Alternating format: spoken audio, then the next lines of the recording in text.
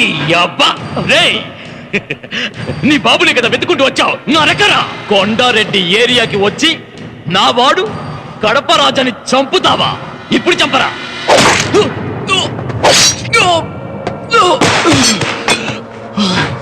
వీడే కదా వస్తాడన్నా నీ కళ్ళ ముందే వీణ్ణి చంపి లాక్కుని వెళ్ళి నా కోచా కాళ్ళ మీద పడేస్తాను రా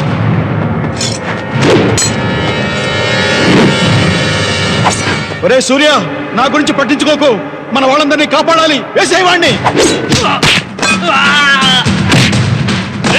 లేపేయ్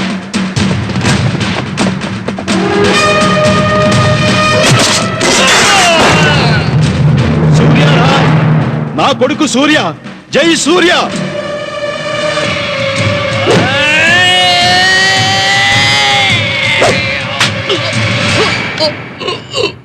ఒరేయ్ కొండారెడ్డి నువ్వు నన్ను చంపలేవురా నా కొడుకు నిన్ను చంపుతాడు నువ్వు మగాడు అయితే వాడితో పోటీపడు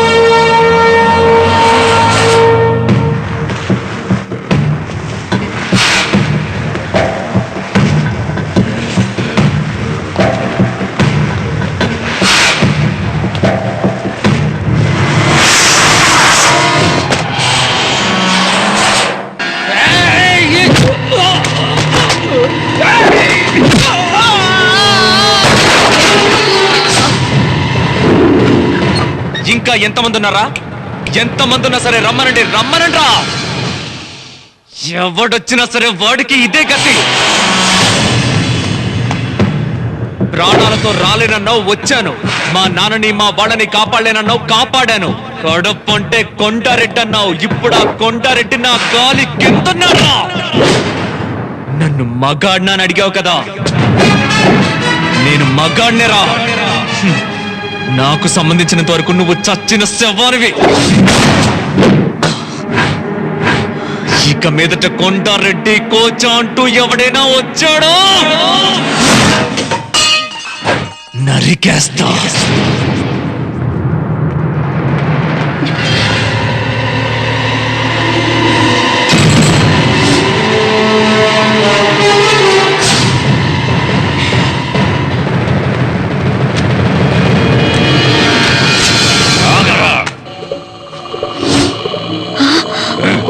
చెప్పినట్టుగానే ఇక్కడికొచ్చి మా వాళ్ళందరినీ చితకపోది నీ బాబుని కాపాడావు కదూ ఒక్కడు కడప చాటి వెళ్ళలేడు వెళ్ళిపోతున్న నీ వాళ్ళందరికీ వేశాను ముట్టగా వేశాను నక్సలైట్స్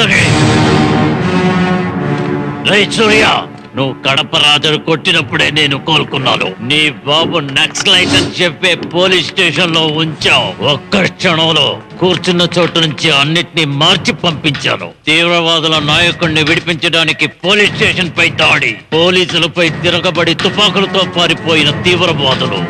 ఎలా ఉంది? నక్సలైట్లు అంటే ఎంక్వైరీలు ఉండవు, డైరెక్ట్ గా ఎన్కౌంటరే. ఇదిగో మావాడే ఫోన్. ఇన్స్పెక్టర్, షూటింగ్ ఆర్డర్ తీసుకున్నాం సార్. ఎవడో ఏం చెప్పినా వినొద్దు, అందరినీ లేపేసాయి. Okay sir.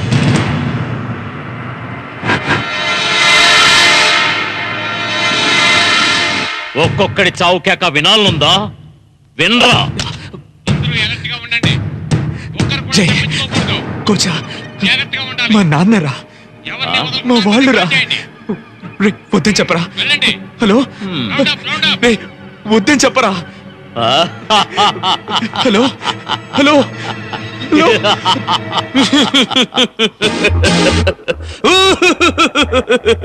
అని ఏడ్చి మొత్తుకొని జన్మమెత్తి తిని అనుభవించి తిని అంటూ పాట పాడతాననుకున్నావా? అందులో వెళ్ళేది మా వాళ్ళు కాదురా, మీ వాళ్ళు. కొండారెడ్డి గారు పిలిచారని చెప్పి మమ్మల్ని ఇంకెక్కడికో తీసుకెళ్తున్నారేంటి? నువ్వు కంత్రివైతే నేను జగత్ కంత్రీన్రా. నువ్విలాంటి ఎదో పనులు చేస్తావని నేను ముందే ఊహించానురా. ఏదో పొడిచాను నొక్కేశాను అన్నావు, నేను అన్ని మార్చి నొక్కేశాను.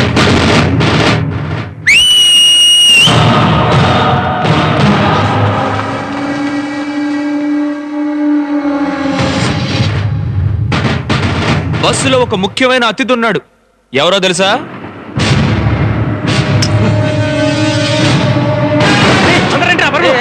ఎక్కడికై పారిపోతున్నారు?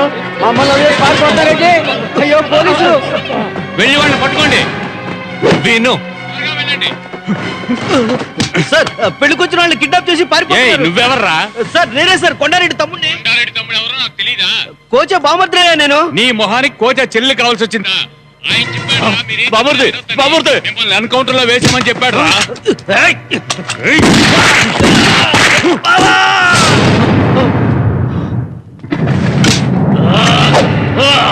రేయ్, అది రక్తాన్ని మాత్రమే చూసింది. ఇది మా చెమటతో తడిసింది. దీంతో నరికితే ఏమవుతుందో తెలుసా? ధైర్యం ఉంటే ఇప్పుడు నరకరా, నరకు. రేయ్ రారా దట్టమ్మ, నా బాబుడిని చంపావు కదా, వీళ్ళని కాల్చి పారేయ్, చంపేయ్, కాల్చి పారేయ్. వీళ్ళంతా నీ పోలీసులు కాదురా, నిజమైన పోలీసులు. తన్నులు తిని కూర్చున్న నువ్వే ఇన్ని పనులు చేస్తే తన్నిన నేనెన్ని పనులు చేయాలి? ఆ? నీ ల్యాప్టాప్ చూసినప్పుడే వేశాను రా ప్లాన్. ఆ రోజే నెట్ లో అన్ని డీటెయిల్స్ పంపించేశాను. అందుకే పెద్ద పెద్ద ఆఫీసర్లు అందరూ వస్తున్నారు. ఓకే,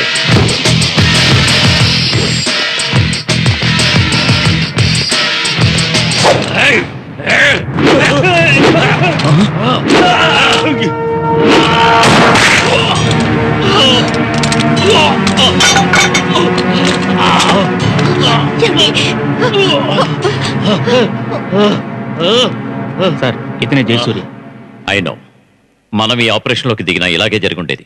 యుద్ధం అన్నాక కొంతమంది చావక తప్పదయ్యా. అంతా ఎంక్వైరీలో చూసుకుందాం. మీ పని మీరు కానివ్వండి. మీ అబ్బాయి కంప్యూటర్ ద్వారా మాకు ఇన్ఫర్మేషన్ ఇచ్చినందువల్లే ఇంత పెద్ద కల్ప్రిట్ ని పట్టుకోగలిగాం. మీ అబ్బాయి గర్వించదగ్గ పని చేశాడు. Great job, I really appreciate. Come on boys, search the place. Government కి తెలియకుండా చట్ట విరుద్ధంగా డైమండ్స్ ని తీసిన వాళ్ళని మేము అరెస్ట్ చేసి శిక్ష కూడా వేయించాం. ఈ విషయంలో మాకు సహాయం చేసిన సూర్యని ప్రభుత్వం అభినందించింది. పైగా అతను చేసిన నేరాలను క్షమించి న్యాయస్థానం అతన్ని విడుదల చేసింది.